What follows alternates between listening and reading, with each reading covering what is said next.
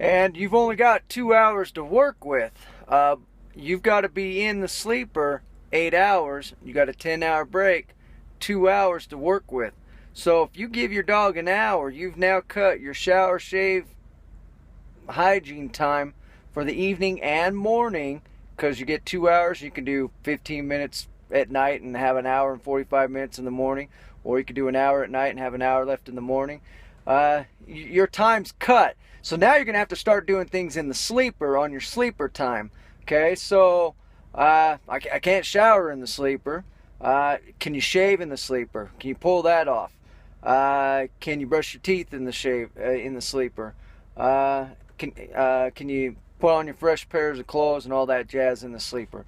You want to get as done as much as you can in the sleeper now, so you minimize the time that you need on that outside the sleeper time, so that your dog can get out.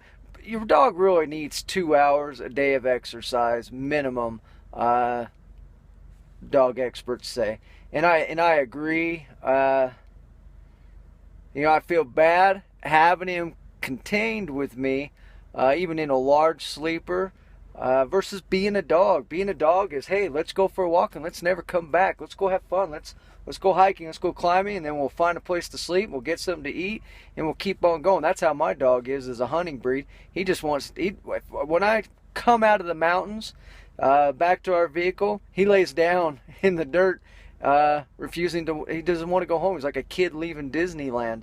Doesn't want to go, and so I feel bad for him. But it's life. We're trying to make a difference here. He and I, through patriotism. We used to spend a lot of time in the mountains, 4 hours a day, before I'd go to work, and we'd be up tracking deer and elk, and we'd just photograph them and stuff. And that was our way of life for a while. And unfortunately, because of my sense of patriotism with trucking, I don't know that we'll ever get back to that. We'll see. My dreams include getting more balance in life, and that's one point that I want to make here is your first year, balance is going to be tough. You don't have any leverage. You just don't have any leverage with the company. So that's why I'm making this video. Two more things I want to cover. Also, in your first 6 months, you are at the greatest risk of wrecking this rig and injuring yourself and anyone in it than any other time in your career. The first 6 months, insurance companies don't care for you, because records show you're the highest risk factor. Now, that may not be entirely true. That may be due to insurance companies getting clients that backed into something, or they hit a pole on a turn or something like that. So a lot of collective damage. May not be a lethal thing, but I do know from personal experience in my first 6 months, you're going to make some mistakes that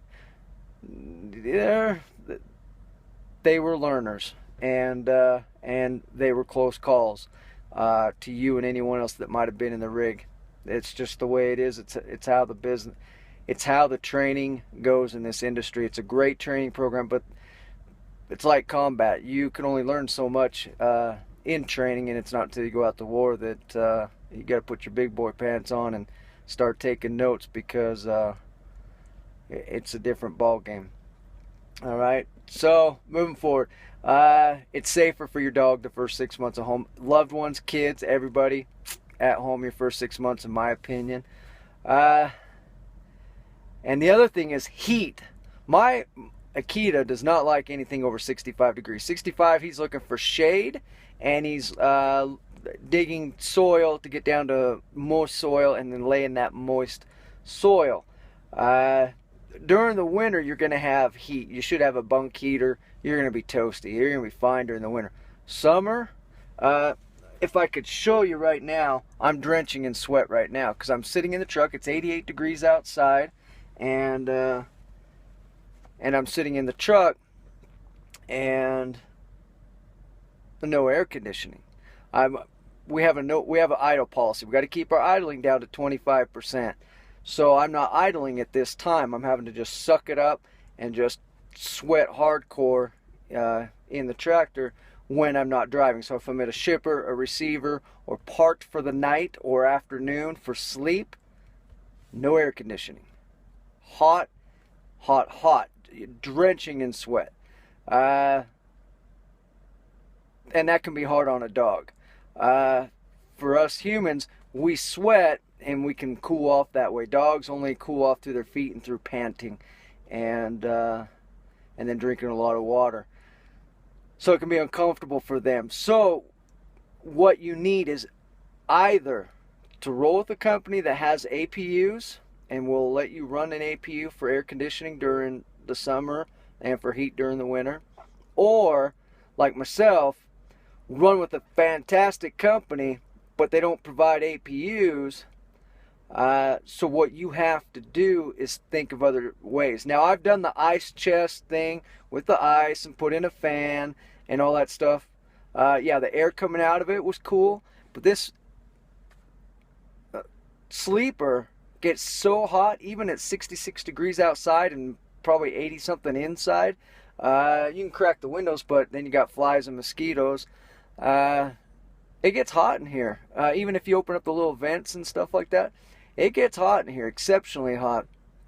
And so you've got to come up with solutions, and that ice chest thing does not work. You find me someone that says it works, and I'll be impressed, because 2 feet away from that thing, you know, the air is just as hot as it is in the rest of the cab, and then as it moves around in the cab, it loses the battle between hot and cold. Let's see. And at the price of about $3 a day in ice, well, it'd cost you more than that, because that ice went pretty darn fast. Anyway, you have to find solutions. Now for me, what I'm thinking of as of lately is that I'll get a little Honda generator, one of the hand ones you can pick up with one hand, though it's heavy, it's still one hand, and a thick chain. And what I'll do is what I'm thinking is I'll chain it to the catwalk when I'm parked, and then I'll have an air conditioner unit inside the truck that'll keep it cool when I am not moving. There's a lot of different things I'm having to think about on that one. Some units require propane, which then requires an exhaust. And an exhaust leak would be bad. What else? Other ones require water. You're not going to have access to a water line. So it gets complicated, and you got to take that under consideration. And it takes you a good 6 months out. You'll get your seasons, your high temperatures and your low temperatures, and get a feel for what your dog's going to need. But it's going to take you 6 months to do that. So,